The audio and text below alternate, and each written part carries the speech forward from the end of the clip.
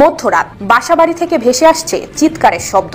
রাস্তায় ছোটাছুটি করতে দেখা যাচ্ছে বেশ কিছু অবয়ব, তবে তাদের চেহারা স্পষ্ট নয়।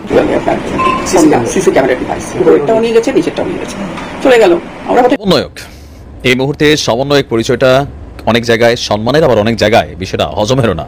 শ্রোতা, এটা কি দেখা গেল গভীর রাতে নাকি বিএনপি নেতা মির্জা ফখরুলের বাড়িতে ডাকাতি। দর্শক শ্রোতা, এই দিকে কঠিন বিপদে পড়ে গেলেন দুই উপদেষ্টা আসিফ নাহিদ। দর্শক শ্রোতা, অবশেষে কি হতে যাচ্ছে আজকে ভিডিওটি খুবই ইম্পর্টেন্ট ভিডিও, যার কারণে সম্পূর্ণ ভিডিওটা না টেনে দেখতে চেষ্টা করবেন। তো কথা না বেরিয়ে চলুন আমরা ভিডিও মূল আলোচনা চলে যাই। ভিডিও মূল আলোচনা চলে যাওয়ার আগে আপনার কাছে আমার ছোট করে একটু অনুরোধ, আপনার প্রত্যেক মুহূর্তের আপডেট পেতে চাইলে অবশ্যই চ্যানেলটি সাবস্ক্রাইব করে দেবেন এবং পাশে থাকা বেল আইকনটি ক্লিক করে দেবেন, তাহলে প্রত্যেক মুহূর্তের আপডেটগুলো সবার আগে পৌঁছবে আপনার কাছে। তো সব কথা না বেরিয়ে চলুন আসলে ঘটনাটি তাহলে বিস্তারিত দেখে আসি। আজকের এই ভিডিওটা যারা বৈষম্য বিরোধী ছাত্র আন্দোলনের নেতা কর্মী সমর্থক যারা আছেন, সমন্বয়কেরা, আপনাদের সবার উদ্দেশ্যে গেল 24 ঘন্টায় সারা বাংলাদেশে এই বৈষম্য বিরোধী ছাত্র আন্দোলনের কমিটি গঠনকে কেন্দ্র করে যে ঘটনাগুলো ঘটছে আপনারা কি দেখছেন? আপনাদের মধ্যে ইউনিটিটা কোথায় চলে গেছে দেখছেন? আর এই ইউনিটিটা যে ভাঙছে, এই ভাঙার মধ্যে যে ঘটনাগুলো ঘটছে একের পর এক গেল কয়েকদিন যাবত, এগুলোর ফাইনাল রেজাল্টটা কি হবে একবারও কি ভাবতে পারছেন? আপনাদেরকে মানুষ কোথায় দেখতে চাচ্ছে আর আপনারা কি করছেন? গতকালকে বলেছিলাম ব্রাহ্মণবাড়িয়ার ঘটনা, যে কমিটি গঠনকে কেন্দ্র করে দুই পক্ষের হাতাহাতি, 25 জন আহত, 2 জন গুরুতর। এরপরে দেখলাম ময়মনসিংহে একই ঘটনা। আরও এক ঘটনা দেখলাম হঠাৎ করে, এইটার কোনো কারণ আমিও বুঝি নাই। জুলাই অভ্যুত্থানের যে গ্রাফিতিগুলো আঁকা হয়েছিল সারা বাংলাদেশের ওয়ালগুলোতে, মোটামুটি বিভিন্ন জায়গায়, সেই গ্রাফিতি মুছে ফেলেছে ল্যাবরেটরি স্কুল। সোশ্যাল মিডিয়ায় এটা নিয়ে বিক্ষোভ হচ্ছে। আমাদের কুমিল্লাতে গেল পরশুদিন 197 জন সমন্বয়ককে আপনার একটা কমিটি করে দেওয়া হলো। এটা নিয়ে কালকে কুমিল্লা আবার আরেকটা পাল্টা কমিটি তৈরি হয়েছে। যে কমিটি কেন্দ্রীয় সমন্বয়করা দিছে সেটাকে তারা ছড়ে ফেলে দিয়েছে। তারা বলছে যে এই কমিটিতে এরা কারা? আমরা যখন আন্দোলন চলতেছিল আমরাই তো ছিলাম রাজপথে সমন্বয়ক হিসেবে ঘোষিত। তো এখন যে কমিটি হলো সার্জি, শাসনাত্রা বা যারা আছেন বাকেররা, তারা কাদেরকে কমিটি দিছে? এই কমিটি আমরা মানি না, তারা পাল্টা কমিটি তৈরি করছে। এই দৃশ্যগুলো আপনাদের একটু পরিচিত লাগতেছে, তাই না? যে আওয়ামী লীগ যখন ক্ষমতায় ছিল ছাত্রলীগ এই কাজগুলা করত। যে এক কমিটি দিছে, সেখানে সাদ্দাম গেছে, সাদ্দামরাও খেদানি দিত। পরবর্তী সময় এই কমিটি নিয়ে পিটাপিটি, গোলাগুলি, মারামারি হইতো। তো রাজনৈতিক দল হিসেবে মানুষের কাছে এগুলোর এক ধরনের ব্যাখ্যা ছিল, বক্তব্য ছিল যে না, ছাত্রলীগ তো এমনই করবে, এরা কোপাকুপি করবে, পিটাপিটি করবে। কিন্তু আপনারা যখন এই কাজগুলো করছেন সেগুলো আপনাদের জন্য কি কল্যাণ বয়ে আনছে? ঐক্যের জায়গাটা নষ্ট হয়ে যাচ্ছে, বিভাজিত হয়ে যাচ্ছেন। বিভিন্ন জায়গায় যে দুর্ঘটনাগুলো ঘটছে বলা হচ্ছে যে সেখানে ছাত্রলীগের অনুপ্রবেশকারীরা ছিল। তা আপনারা ঘটনা কেন ঘটাবেন? এখন আপনারা এগুলা ঘটালে তো ছাত্রলীগ অনুপ্রবেশ নেবে, কালকে যুবলীগ নেবে। এরপরে যে কোনো ঘটনা, ছাত্রলীগ যখন, আওয়ামী লীগ যখন ক্ষমতায় ছিল, যাই হইতো কত বিএনপি জামাত, জামাতের নামটা বেশি আসতো। তো এখন যাই হচ্ছে, নিজেরাও মারামারি করছেন, বলা হচ্ছে যে ছাত্রলীগ যে কোনো জায়গায়। তো এগুলো কিন্তু বেশি দিন মানুষ খাবে না। যেই ঘটনা আপনারা ঘটাইছেন, ঘটনা কিন্তু হালকা কোনো ঘটনা না। একটা সরকারে ফেলে দিয়েছেন, একটা সিস্টেমরে উল্টাই দিচ্ছেন। তো সেখানে আপনাদের মধ্যে দরকার ছিল কি একতা।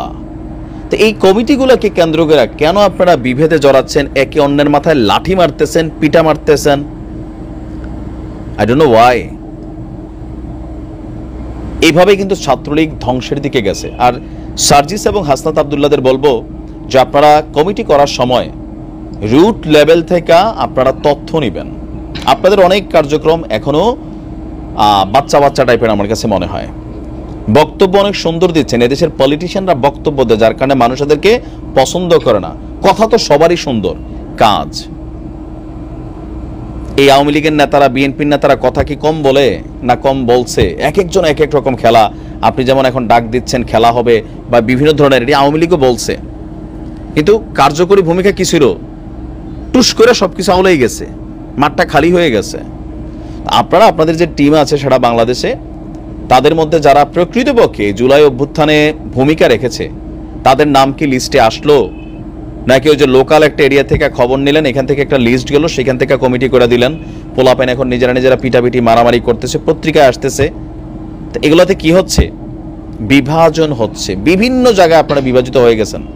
তো কেন্দ্রীয় কমিটি যারা চালান একটু অপরিপক্ক মনে হচ্ছে, বাট এগুলাতে একটু সচেতন থাকতে হবে, নয়তো এই ছাত্ররাই কালকে ডাক দিলে আপনাদের পাবেন এক গ্রুপ আরেক গ্রুপে পিটাবে, আর সাথে ছাত্রলীগ যোগ হবে, মাঝে মাঝে ছাত্র দলও যোগ হবে। কারণ সমন্বয়করা বিভিন্ন জায়গায় যে প্রভাব বিস্তার করেন সেখানে ছাত্রদলও কিন্তু জায়গা পায় না।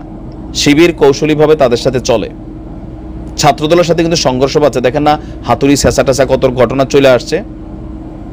তা আপনারা এই বিষয়গুলোকে একটু সাবধানতার সহিত ডিল করবেন, আমার মনে হয় যে এটা খুবই গুরুত্বপূর্ণ। ভালো থাকুন, আর এভাবে চলতে থাকলে সরকার, ওনার সরকারের অস্তিত্ব, আপনাদের অস্তিত্ব, আপনারা সবাই বিপদে পড়বেন, অনেক বড় বিপদে পড়বেন। তো দর্শক, আপনার এই ভিডিওটি দেখবেন, ভিডিও দেখে যদি আপনার কোনো মন্তব্য থাকে তাহলে অবশ্যই কমেন্ট বক্সে আপনার মূল্যবান মন্তব্য জানিয়ে দেবেন। দর্শক, এখন আমরা পরবর্তী একটি ভিডিও দেখব, যেটার দ্বারা আমরা আরও কিছু তথ্য আমরা জানতে পারবো। দর্শক চলুন আমরা সেই ভিডিওটি বিস্তারিত দেখে আসি। স্যার আপনার সাথে কথা বলবো। ঠিক আছে, কথা বলেন, কিন্তু চারটা কথা বললো আর কি। বলার পর ওরা বললো না স্যার আপনি থাকেন, আমরা আপনার সাথে কথা বলার জন্য আসছিলাম। এগুলো তারা চলে গেল নিচে, এবং আমার ডিভাইস নিয়ে গেছে, আপনার সিসি ক্যামেরার ডিভাইস, উপরেরটাও নিয়ে গেছে, নিচেরটাও নিয়ে গেছে, চলে গেল। আমরা হয়তো নিচেই ছিল, আমার যতদূর ধারণা যে তারা নিচে ছিল। নেক্সট টাইম তারা বোধহয় 10 মিনিট পরেই, 10 মিনিটও হয়নি, তার আগেই চলে আসলো, এসে বলে স্যার আপনাকে তো একটু যেতে হবে। যেতে হবে, উনি তো আগে থেকে প্রিপেয়ার, সমস্ত কিছু আগেই গোছানো হয়েছিল। তখন তারা নিল না, না নিয়ে নেক্সট টাইম আবার এসে তখন বলে যে এটা তো আসলে উপরের অর্ডার আছে, যা বলে প্রত্যেকবার উপরের অর্ডার আছে, কথা বলবেন। তো একটা আমার বলার কোনো ভাষা নেই। 75 ইয়ার্স ওল্ড, উনি অসুস্থ, প্রচন্ড অসুস্থ, এটা তো বাইরে কেউ বুঝবেন না, তাই না? আর আমিও অসুস্থ, আমি যে সুস্থ তাও না, আমিও ভীষণ অসুস্থ, এটা সকলেই জানে। যাই হোক, এই সময় তাকে এই অসুস্থ অবস্থায় প্রচন্ড তার কাশি, তার লাঙের সমস্যা, কিছুদিন আগে ট্রিটমেন্ট করেছেন, বাংলাদেশেও ট্রিটমেন্ট করেন, ওখানে সিঙ্গাপুরেও গেছিলেন, ওখানে আমার জন্যই গিয়েছিলেন, ট্রিটমেন্ট করে আসছেন। কিন্তু এইভাবে যে তাকে এতদিন পরে এইভাবে নিয়ে যাবে, এটা আমার কল্পনার বাইরে। আমি এটা মেনে নিতেই পারতেছি না। আমি আশা করব তাদের কাছে যে তারা যতটা সম্ভব তাকে, তাদের কথাবার্তা যা আছে সেগুলো বলে তাকে আবার ফেরত নিয়ে আসবে এখানে, আমি আশা করব তাদের কাছ থেকে।